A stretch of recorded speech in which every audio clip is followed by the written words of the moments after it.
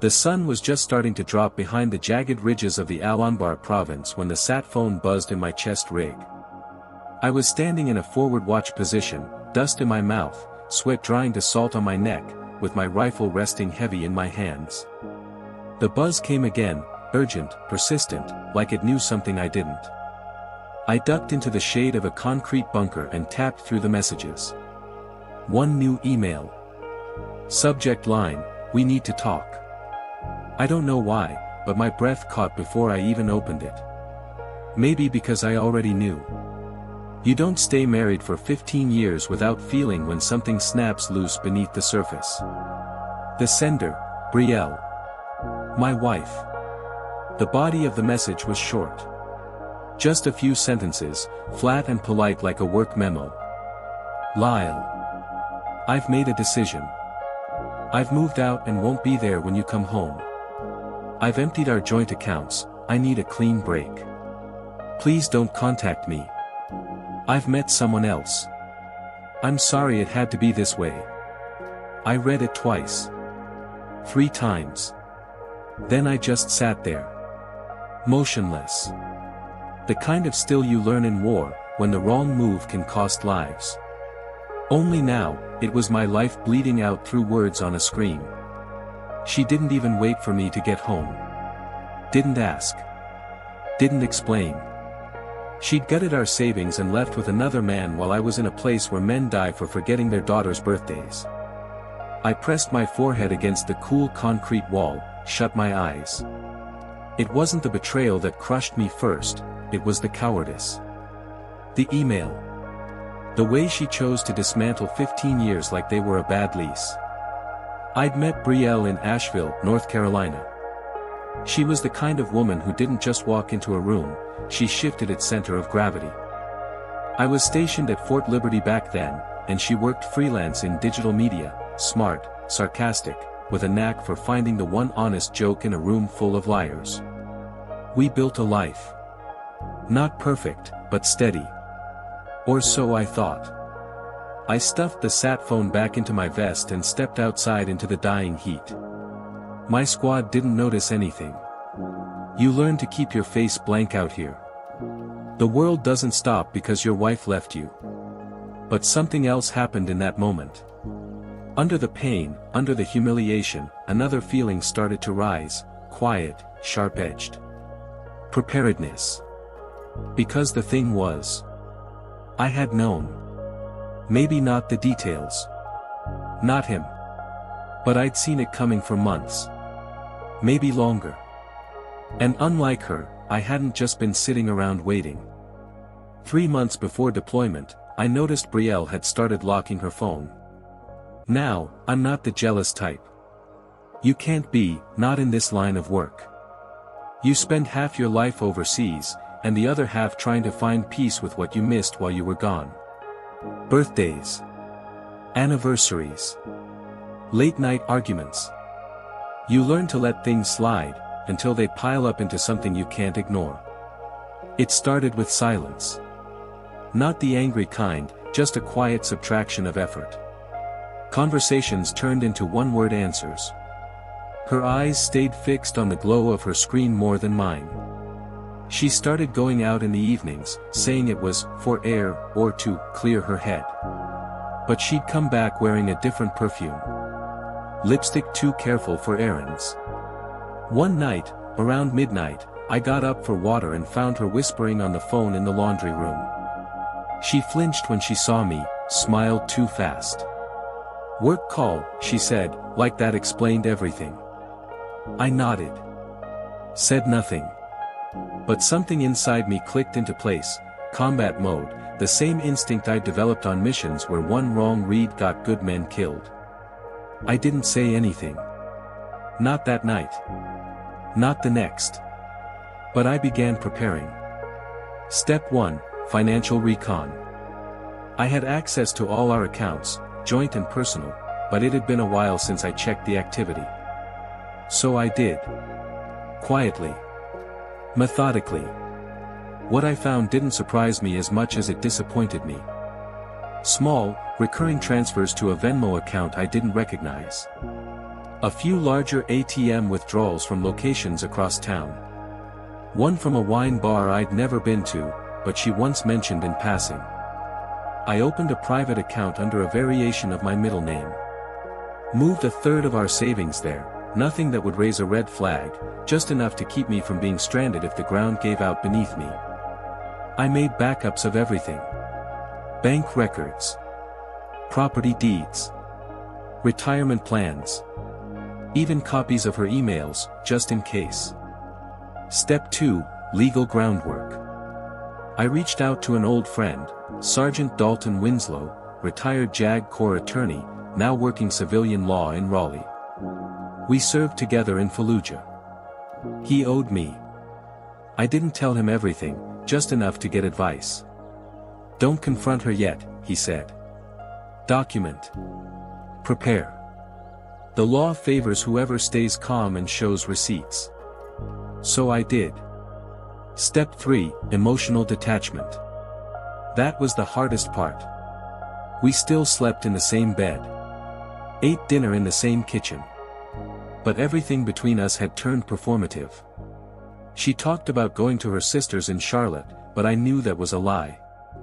There was no sister visit. There was only him, whoever he was. But I didn't ask. I didn't accuse. I just waited, played the part of the clueless husband, because a direct confrontation would only tip my hand too early. And then came deployment. She drove me to the airport, kissed me with lips colder than the winter wind outside. No tears. No whispered promises. Just a flat, "Be safe," and a tap on the shoulder like I was her coworker leaving for a seminar. That's when I knew for sure, she was already gone.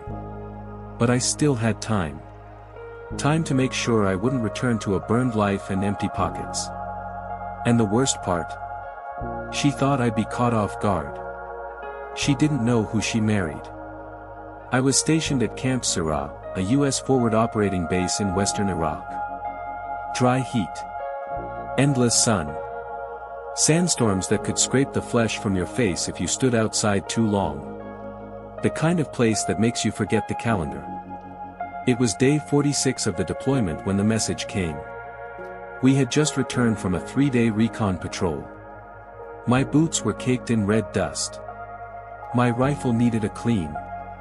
And all I wanted was 5 minutes alone, a bottle of electrolyte tabs, and maybe, just maybe, an email from Brielle that felt like her old self. Instead, I got. Subject: we need to talk. Lyle. I've made a decision. I've moved out and won't be there when you come home. I've emptied our joint accounts, I need a clean break. Please don't contact me. I've met someone else. I'm sorry it had to be this way. B. No warmth. No anger.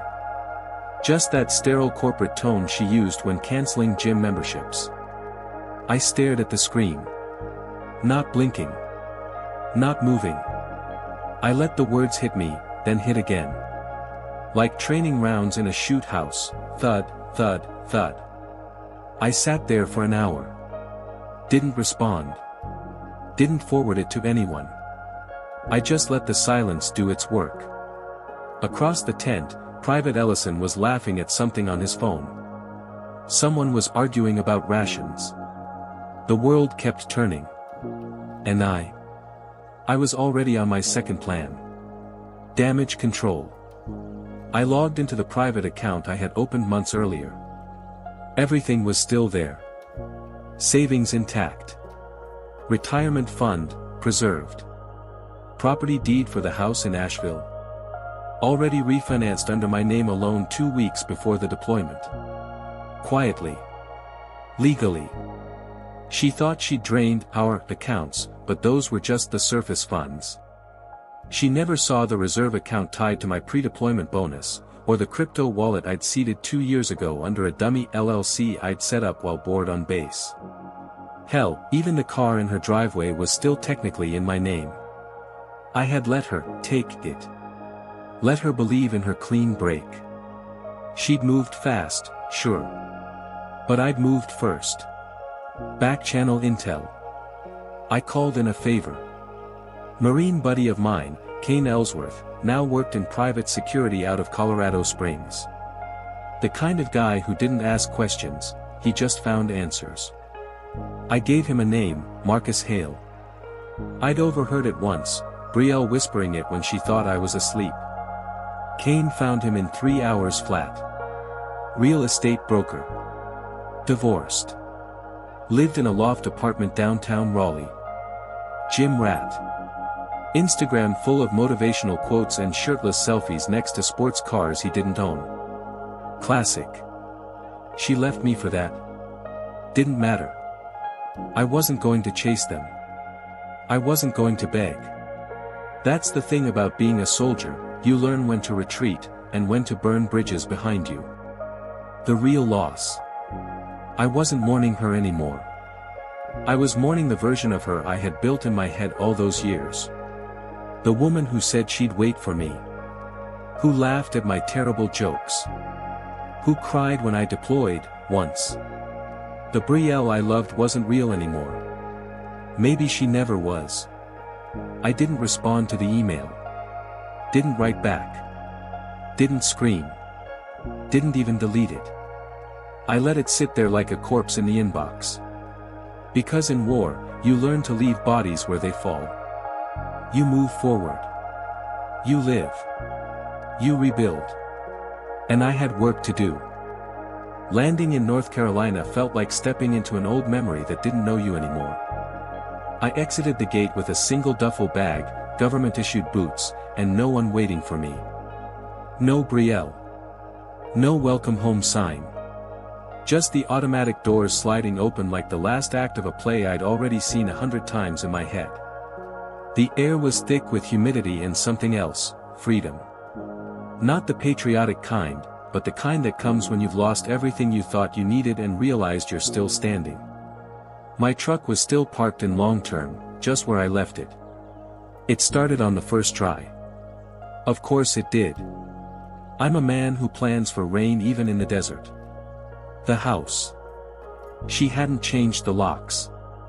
I pulled into my driveway. The house was quiet. Lawn slightly overgrown. A stack of unopened mail inside the screen door. No car in the garage. I stepped into the foyer like I was clearing a room. My body still moved like a soldier, shoulders low, senses sharp. I didn't need to check every corner. I knew she wouldn't be here. She'd moved out fast, just like her email said. Clothes gone. Makeup drawers emptied. A few picture frames removed from the walls, leaving rectangles of cleaner paint like scars. But everything else? Still intact. She didn't touch the safe under the floorboards.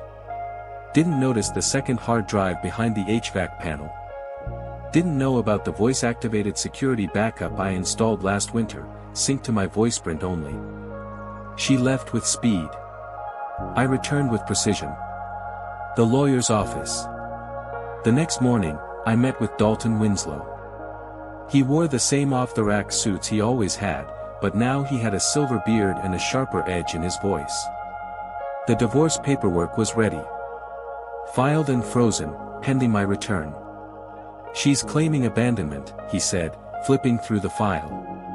But you deployed with full documentation, and we've got time-stamped evidence of her transfer of funds, her relocation, and, get this, her new lease. She used your shared bank account to pay the deposit. I couldn't help but chuckle. Amateurs. Dalton leaned forward.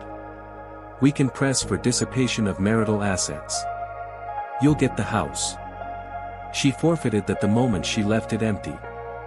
We'll lock that in. He handed me a pen. I signed without blinking. The final message. That night, I sat in my living room, the same place where we used to eat pad thai on the floor, laugh at bad movies, talk about kids we never ended up having. I opened my email. Still no reply from her. Good. Instead, I wrote one last message. Short. Final. Brielle. I received your email. Everything's been settled legally. You won't hear from me again. I hope he was worth it. Lyle. I didn't send it. I archived it. Because that message wasn't for her. It was for me. Quiet victory. In the weeks that followed, I reset my life. Room by room. Drawer by drawer. I started sleeping without dreaming. Cooking for one. Running at dawn. I kept the house. I kept the money. Most importantly, I kept my dignity. People think war is only fought with bullets. But sometimes, it's survived with silence, preparation, and restraint. She took her shot. I took mine. Only difference. Mine landed. I didn't shave for a month. Not out of grief. Not out of laziness. Just habit. In combat zones, you don't bother with razors. Out there, your face is the least of your problems. But here, it became a symbol. A reminder that I was between versions of myself, one foot in the old life, the other in something unrecognizable. By week 6, I bought new plates for the truck.